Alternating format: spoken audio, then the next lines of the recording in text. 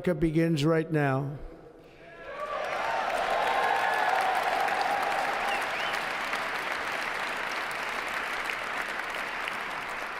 From this day forward, our country will flourish and be respected again all over the world. We will be the envy of every nation, and we will not allow ourselves to be taken advantage of any longer. During every single day of the Trump administration, I will very simply put America first. 我们积极应对国内外环境变化带来的影响，我国经济回暖向好，国内生产总值预计超过130万亿元。当前经济运行面临一些新情况，有外部环境不确定性的挑战，有新旧动能转换的压力，但这些经过努力是可以克服的。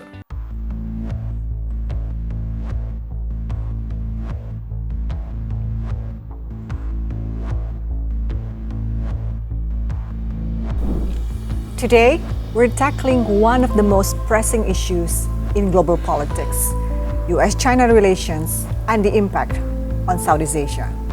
U.S China relations have been a complex and evolving geopolitical issues for decades, shaped by economic, political, and security dynamics. As the United States enters its second term under President Donald Trump, we are expecting and already witnessing some profound changes in the dynamics of this major power rivalry. For Southeast Asia, a region at the heart of U.S. and Chinese interests, this relationship is more consequential than ever. What happens in Trade War 2.0? How will Indonesia navigate this rivalry? If you want to know the answers to these questions, stick with us. This is Think Tank with me, Shafiah Muhibat.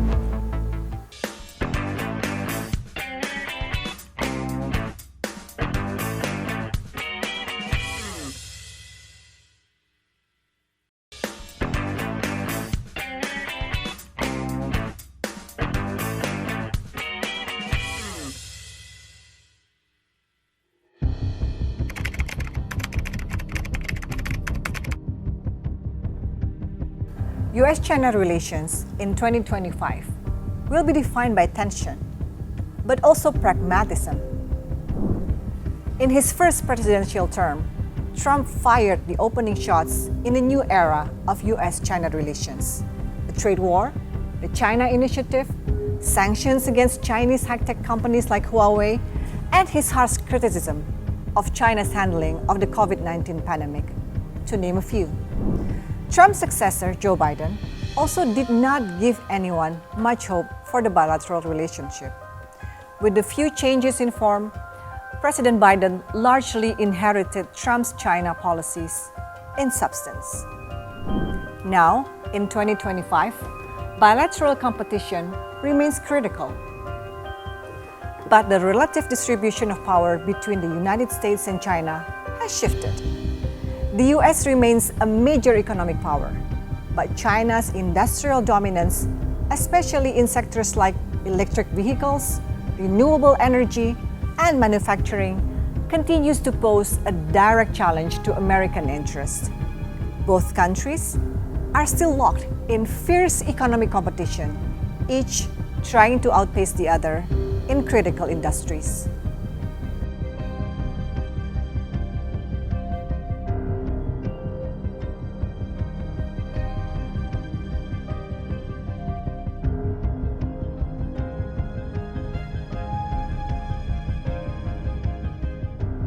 And the data show,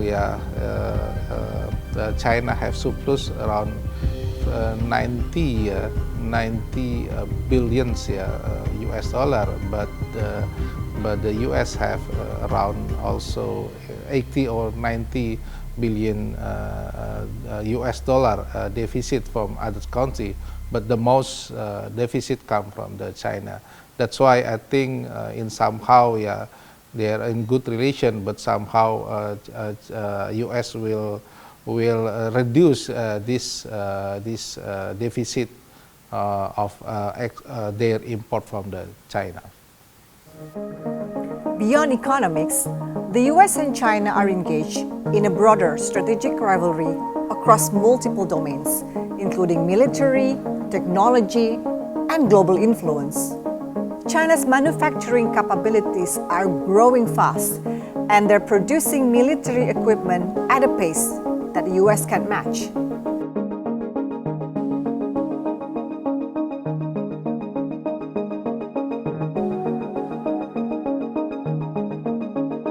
China is on track to produce a significant portion of the world's industrial output, and its growing military capabilities are a concern for the U.S. and its allies. Meanwhile, China's efforts to reshape the global order through initiatives like the BRICS are designed to challenge the U.S. long-standing leadership on the world stage. How about BRICS? You know, the BRIC states, there are like 6 of them, and they were trying to destroy our dollar. They were going to say, you know, they wanted to create a new currency. They probably wanted to use the yuan, China. They wanted to use the yuan. And Biden said, well, this is a tough situation. There's not much we can do about that. We can't help that. I said, oh, we can help it. So when I came in, the first thing I said is any BRIC state that even mentions the destruction of the dollar will be charged a 150% tariff. And we don't want your goods, we don't want to partake. 作为当今世界最大的发展中国家和发达国家，中美都将在这个星球上长久存在下去，因此必须和平共处。正如习近平主席今年初在与特朗普总统通话时指出的，冲突对抗不应成为选择。中美两国拥有广泛共同利益和广阔合作空间，可以成为伙伴，相互成就，共同繁荣。In sum, U.S. China relations in 2025 are defined by a highly competitive environment with economic, military, and technological tensions at the forefront. Both nations are vying for global dominance, and the relationship is poised to remain complex and fraught with challenges. Although the potential for confrontation is tempered by the need for continued dialogue and strategic management of their differences. Trade War 2.0 is right in front of us. The big question is, what should we expect to happen in the new trade war? Let's talk more about that.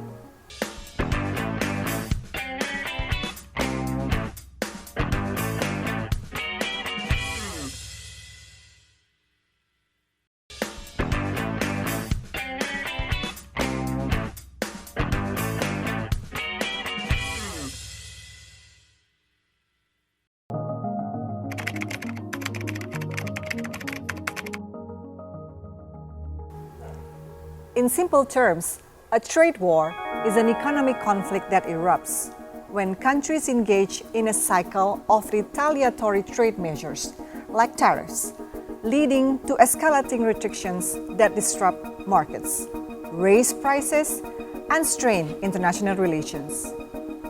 At the start of his second presidency, Donald Trump announced extraordinary tariffs on Mexico, Canada, and China, among others.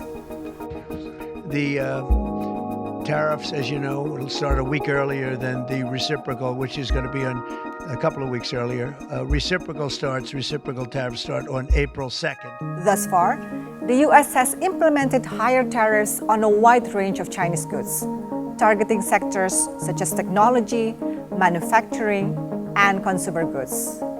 In retaliation, China has imposed its own tariffs on American products, including agricultural goods and automobiles. These measures have led to a significant increase in the cost of goods, affecting both consumers and businesses. I read about the report from the IMF report on October 2024.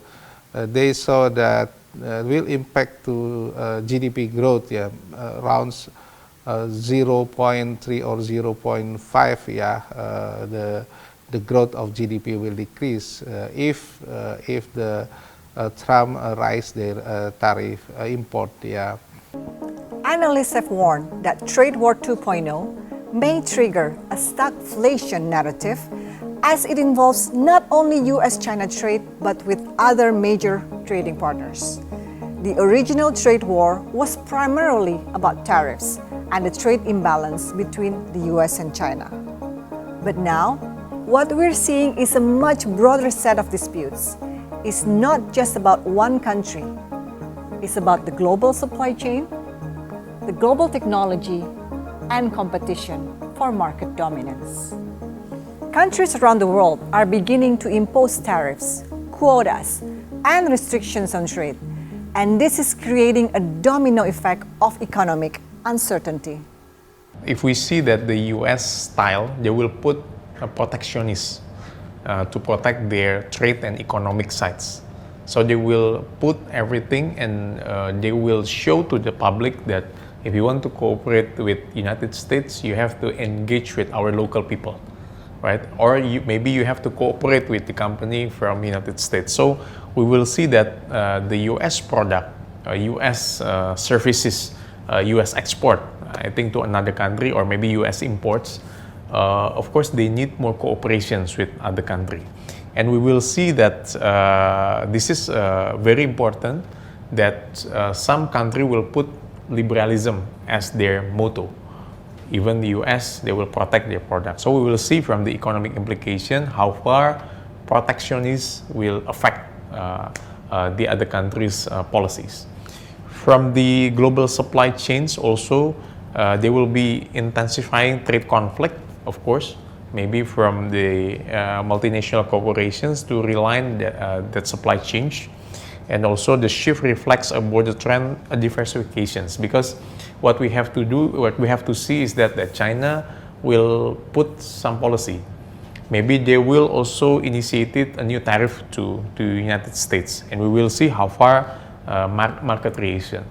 I will underline with market reactions, because why? Because financial market will respond on this policy, and maybe it will increase the volatility. So we have to be careful on this. The problem with the trade war, the country that put on the original protectionist measures can respond to retaliation by retaliating against the retaliation.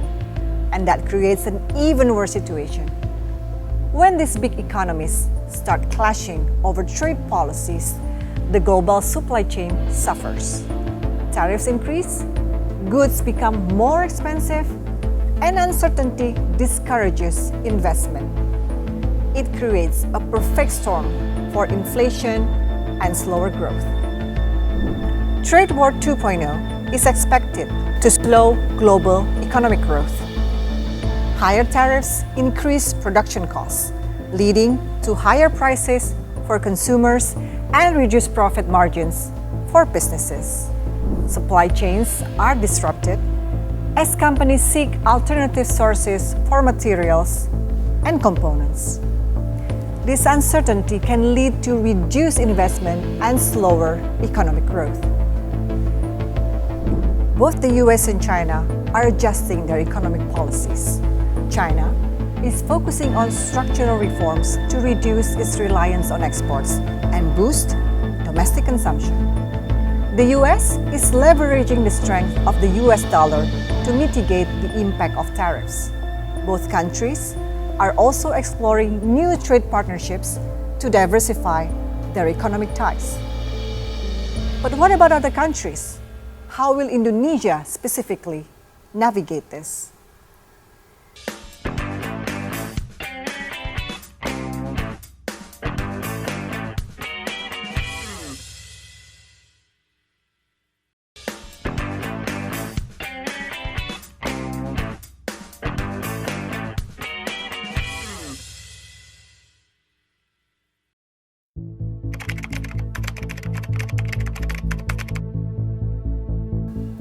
Southeast Asia is navigating a complex landscape of economic and geopolitical challenges due to the ongoing U.S. China rivalry. The impact of Trade War 2.0 and the broader U.S. China rivalry on Southeast Asia in 2025 is multifaceted. First, economic disruptions. Southeast Asian economies are experiencing significant disruptions due to increased tariffs and protectionist measures. Countries like Thailand, Vietnam, and the Philippines, which are major exporters, face challenges in maintaining their supply chains. Most of countries in South Asia depend on the China consumption. Yeah, if the China economic growth slow down because trade war, so the demand of their import from the South Asia country will decrease. There are several challenges for Southeast Asia country because many products, goods and services depending on the product from United States and China. So the impact of the trade war of 2002.0 will affect the supply chains for sure. And also for me, there will be an implication for regional economic instability because the escalations of trade tensions will affect with the economic instability across Southeast Asia, such as maybe Malaysia, maybe Indonesia, maybe Thailand, we will see. And of course, there will be a strategic balancing between major powers because there are some nations which is they will put a group between U.S. and China, and another side, if we see Southeast Asia, I think there's some inequality. Even you cannot compare between Indonesia, Vietnam, Malaysia, and Cambodia, example, with Laos, example. So they have different perspective on that. Second, the influx of Chinese goods. With the U.S. imposing higher tariffs on Chinese imports, Southeast Asia is seeing a surge in cheap Chinese goods that can no longer enter the U.S. market. This influx is putting pressure on local industries and leading to calls for protective measures. Third, investment shifts. The trade war is prompting shifts in investment patterns. While some Chinese firms are reconsidering investments in Southeast Asia, foreign firms in China are looking to relocate to the region to bypass tariffs. Fourth, geopolitical tension. The rivalry is also heightening geopolitical tensions in the region. Control over strategic areas like the South China Sea remains a priority, and the U.S. and China are vying for influence over Southeast Asian nations. With such impacts, what does the future look like for Southeast Asia? Southeast Asian countries may accelerate efforts to diversify their economies to reduce reliance on any single market. This could involve strengthening intra-regional trade and seeking new trade partnerships outside the U.S. and China.